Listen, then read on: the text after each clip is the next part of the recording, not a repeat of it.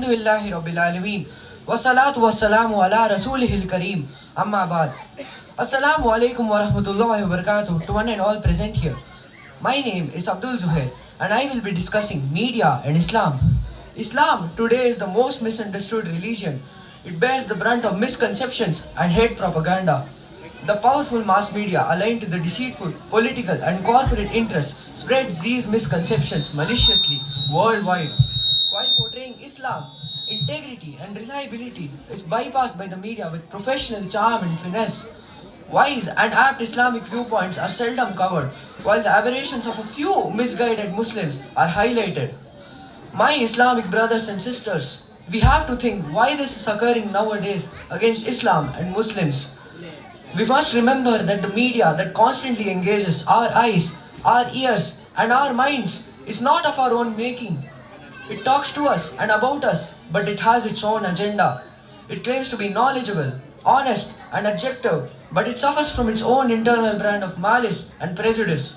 It turns a molehill into a mountain whenever it suits them, yet it chooses to ignore the monumental issues of the world whenever it would serve their purpose.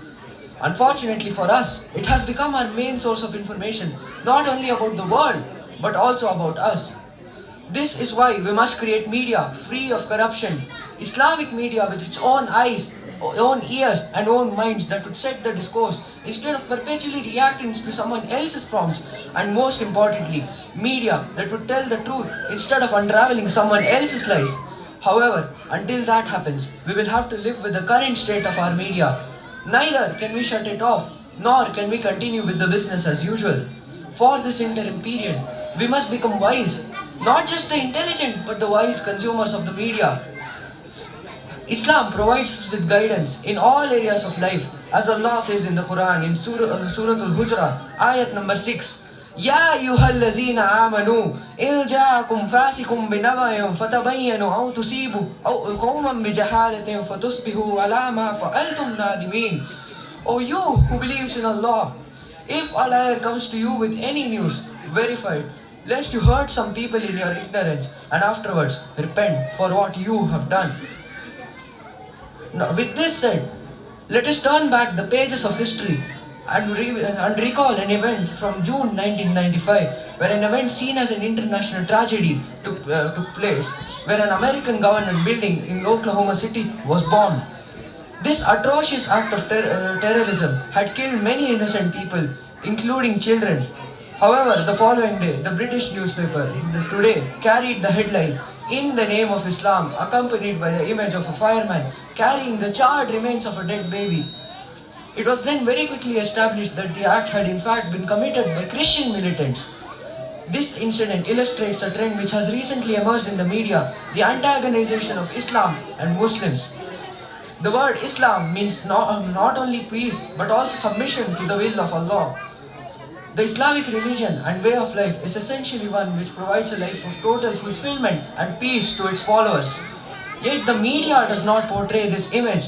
In television, films, newspapers, magazines, Islam is presented as a backward and barbaric religion. It is seen as unjust and oppressive, especially towards the women. These various forms of media misrepresent Islam in various different ways, but achieve the same overall negative goal, the creation of otherness, and from this, a growing barrier of misunderstanding and hostility between Islam and the West. In the recent clashes between Islam and the West, there has been a misconstructed understanding of the religion and its teachings. In reality, Islam is a religion that respects other religions, their prophets, and their holy books.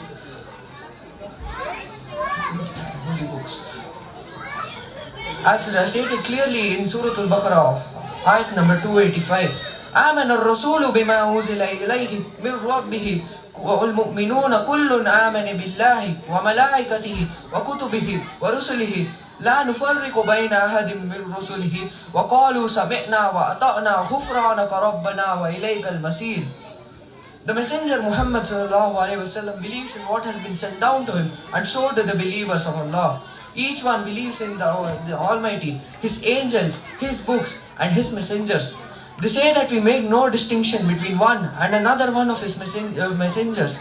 We hear and we obey, O Lord, and we seek your forgiveness.